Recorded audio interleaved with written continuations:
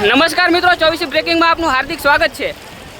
અત્યારે આપણે રાજપરથી જે છાબલી રસ્તો જાય છે ત્યાં અત્યારે આપણે હાજર રહ્યા છીએ। અત્યારે રાજપર આપણે કીટનું વિતરણ કરવા માટે આવ્યા હતા અને ત્યારે આપણને ખબર પડી કે છાબલી રોડ ઉપર અત્યારે છોકરા ભરેલું ટ્રેક્ટર જે નિશાળેથી છોકરાઓને ઘરે પરત લઈ જતું હતું તે ટ્રેક્ટર અત્યારે અહીંયા પડ્યું હોય તો ગામ લોકો બધા છોકરા અને જવાનિયા બધા એમની મદદ કરવા માટે આવ્યા। તે ટ્રેક્ટરની અંદર 6 થી વધારે છોકરા હતા અને 2 મોટા વ્યક્તિઓ હાજર હતા। તમે અત્યારે જુઓ છો કે રાજપર ગામના કેટલા બધા યુવાનો જે છે તે લોકોની મદદ કરવા માટે અહીંયા સ્થળ પર આવી ગયા હતા અને તમે પાણીનો પ્રવાહ જોઈ શકો છો કે કેટલા ભરપૂર પ્રમાણમાં અત્યારે જે અહીંથી પાણી પસાર થાય છે।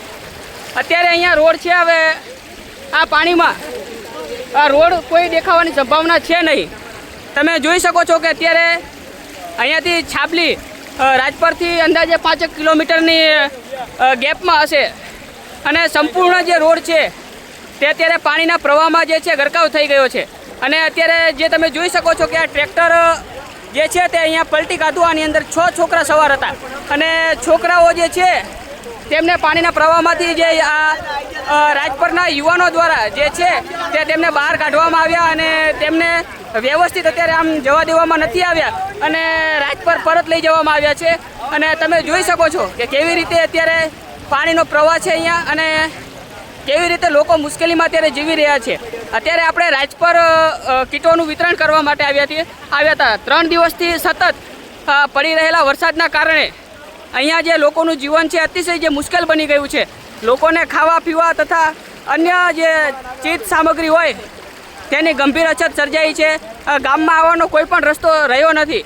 અમે પણ ટ્રેક્ટર દ્વારા જે છે તે અહીંયા સુધી પહોંચ્યા હતા અને ત્યારે જ આપણને જાણવા મળ્યું કે અહીંયા કને એક ટ્રેક્ટર જે છોકરા લઈને જતું હતું તે પલટી ખાઈ ગયું છે અને તેમને બચાવવા માટે અત્યારે આપણે પણ તે સ્થળ પર આવ્યા હતા। પણ તે આપણે આવી તે પહેલાં રાજપરના યુવાનો દ્વારા જે છોકરાઓને જે છે તે સુરક્ષિત રીતે બહાર કાઢી નાખવામાં આવે છે અને તમે જોઈ શકો છો કે કેટલા બધા લોકો અત્યારે તત્પર આવી ગયા હતા। તો લોકોનો ઘણો બધો આભાર માનવો જોઈએ કે લોકોને બચાવવા માટે તે આટલા બધા તત્પર રહે છે। આપણે સાથે ગામના ઘણા બધા યુવાન મિત્રો છે, આપણે એમની સાથે થોડોક વાતચીત કરવાનો પ્રયત્ન કરીએ। કેટલા દિવસથી આ પાણીનો પ્રવાહ અહીં કને સતત વહી રહ્યો છે? 3 દિવસથી।